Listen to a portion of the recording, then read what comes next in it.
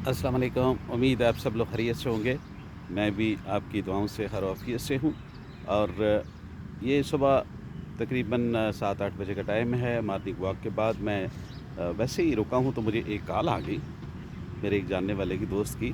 तो उसने मेरे अखबार में छपे कॉलम पे कुछ तबसरा किया।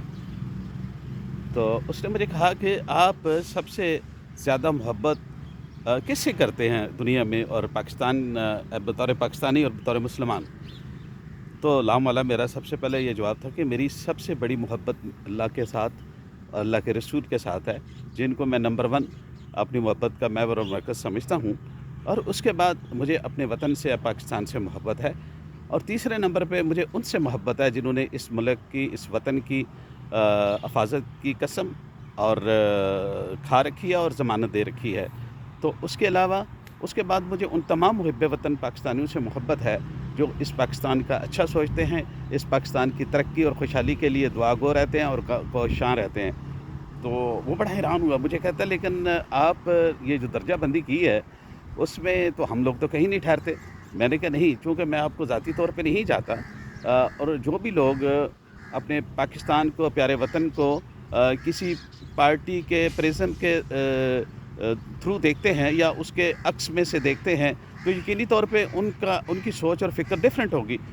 और जो लोग किसी फ़र्द या फ़र्द वाहिद या किसी अदारे से वाबस्ती के तनाज़र में अपने पाकिस्तान को देखते हैं और उसके बारे में सोचते हैं, यकीनी तौर पे उनका रवैया, उनका तर्ज़ ज़िंदगी, उनका तर्ज़ तकल्लुम, उनका अज़ार ख़्याल मुख्तलिफ़ होगा वो लोगों से जो प्योरली पाकिस्तान से और पाकिस्तान से तहफ़्फ़ुज़ करने वालों या पाकिस्तान के मुहाफ़िज़ों से मोहब्बत करते हैं।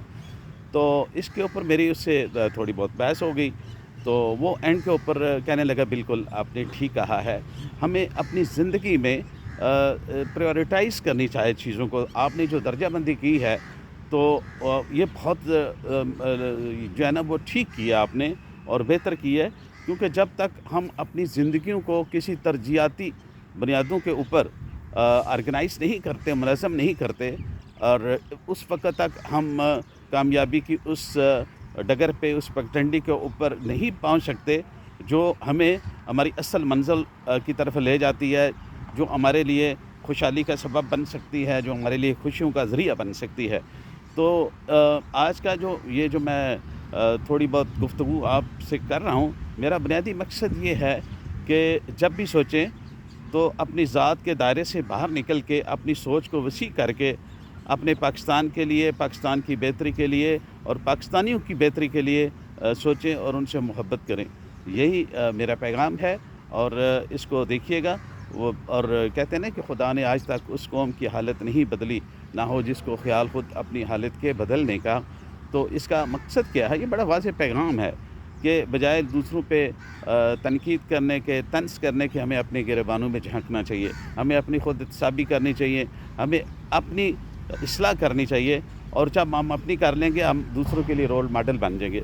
जब दूसरों के लिए रोल मॉडल बनेंगे तो यकीनी तौर पे हर फ़र्द जब ऐसे ही करेगा तो मजमूई तौर माशरे में बेहतरी आएगी, माशरे में इस्लाह आएगी।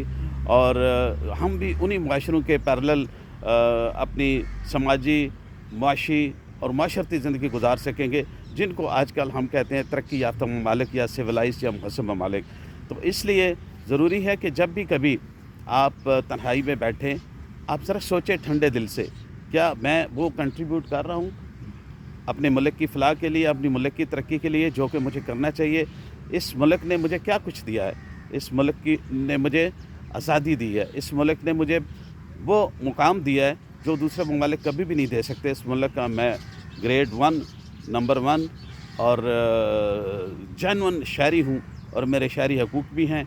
और ये पाकिस्तानियत और पाकिस्तानी होने पे मुझे फ़ख्र है। तो इसलिए ये तमाम वो फैक्टर्स हैं। मैंने दुनिया घूमी है, मैंने बहुत सारे ममालिक में भी रिसेंटली भी घूम के आया हूँ। आप यकीन जानें, जितना प्यारा आपका मुल्क है, जितनी प्यारी आपकी नेचुरल ब्यूटी है, आपके पाकिस्तान के अंदर, पाकिस्तान के तमाम सूबे इतने अपने मनफरद हुस्न के हामिल हैं।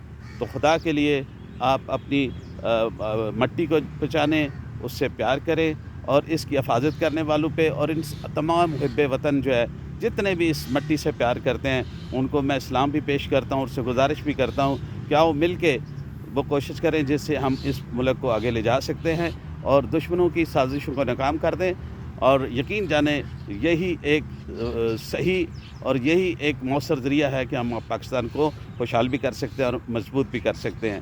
تو آپ اس سے پہلے کہ چینل کو کلوز کریں، اس کو سبسکرائب کیجئے، لائک کیجئے، اور اچھا لگے تو کمنٹ کیجیے گا۔ بہت شکریہ، خدا حافظ۔